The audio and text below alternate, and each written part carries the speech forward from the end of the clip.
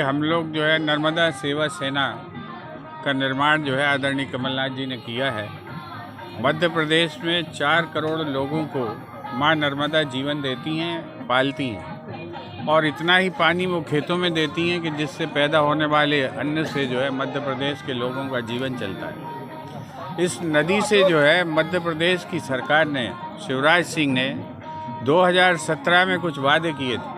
विधानसभा के अंदर उन्होंने संकल्प लिया था कि मां नर्मदा को हम जीवंत नदी का दर्जा देंगे और जो है नर्मदा जी अपनी सारी संपदा की खुद अधिकारिणी होंगी, खुद स्वामिनी होंगी। उन्होंने ये कहा था कि नर्मदा जी को जो है हम ये अधिकार देने के लिए एक अधिकारी नियुक्त करेंगे जो मां नर्मदा जी की तरफ से मुकदमे करेगा, FIR करेगा और उसकी जो है नर्मदा की संपत्ति को अगर कोई नुकसान पहुंचाता है तो उसको जेल भेजेगा। मुख्यमंत्री ने ये कहा था कि नर्मदा में कहीं पर भी कोई भी नाला प्रदूषण का पानी एक बूंद भी नहीं मिल पाएगा और हम अगर ऐसे कोई नाले होंगे तो उन्हें उल्टी दिशा में ले जाके और पानी को शुद्ध करके वो पानी खेतों में डाल देंगे, लेकिन नर्मदा जी में एक बूंद नहीं जाने देंगे। उन्होंने ये भी कहा था कि हम जो है महिलाओं की मर्यादा की रक्षा करने के लिए नर्मदा के हर घाट पर स्थायी कमरे बनाएंगे जहाँ पर वो अपने नहान स्नान के बाद वस्त्र बदल सकती हैं। ये जो छोटी छोटी चीज़ें थीं, इन सब की पूर्ति भी इस सरकार ने नहीं की। वो मां नर्मदा से उन्होंने धोखा किया।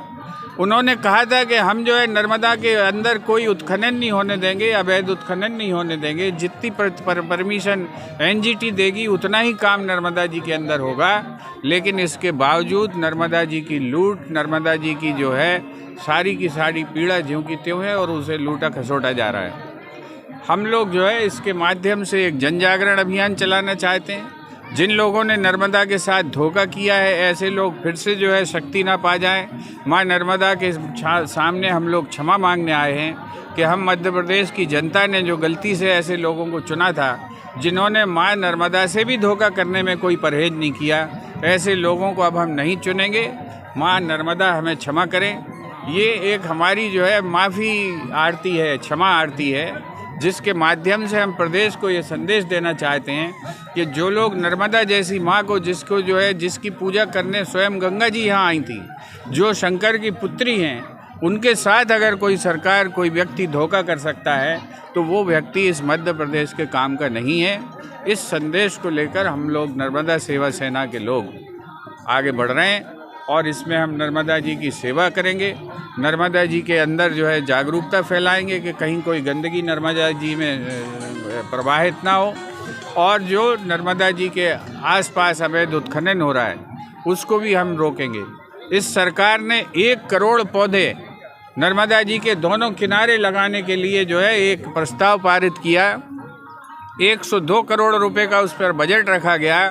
कहीं पर आपको नर्मदा जी के किनारे लगाए गए पौधे या वृक्षारोपण अगर दिखाई पड़ता हो तो आप बता दें।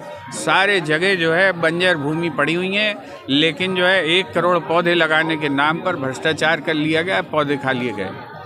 ये भी कहा था मुख्यमंत्री ने विधानसभा के अंदर कि केवल साल के वृक्ष लगाए जाएंगे, क्योंकि साल के वृक्षों से ही नर्मदा जी का जीवन चलता है। साल का वृक्ष साल भर में जो है 50,000 लीटर पानी को जो है सोख लेता है और फिर बूंद बूंद करके वो छोड़ता है, जिससे नर्मदा जी की धार बनती है। मुख्यमंत्री जी ने कहा था कहीं अगर साल के वृक्ष आपको लगे दिखाई पड़ जाएं तो आप बता दीजिएगा।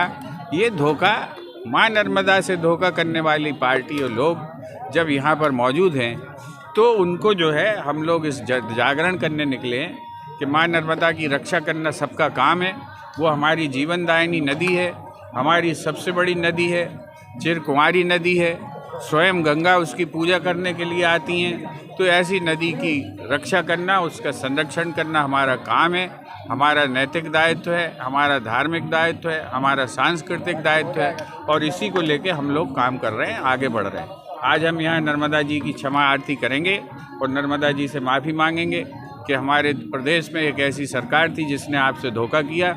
अब ऐसी सरकार हम लोग लाएंगे जो आपके संरक्षण के लिए काम करेगी। हमारे नर्मदा सेवा समिति के अध्यक्ष जी प्रदेश से आए हैं, भूपेन गुप्ता जी। उनके नेतृत्व में मां नर्मदा की आरती करने के लिए यहाँ संगठित हुए हैं, क्योंकि आप सब जानते हैं कि प्रदेश में जो सरकार है उनने हर बात को झूठे करके माँ नर्मदा के साथ तक छल किया है।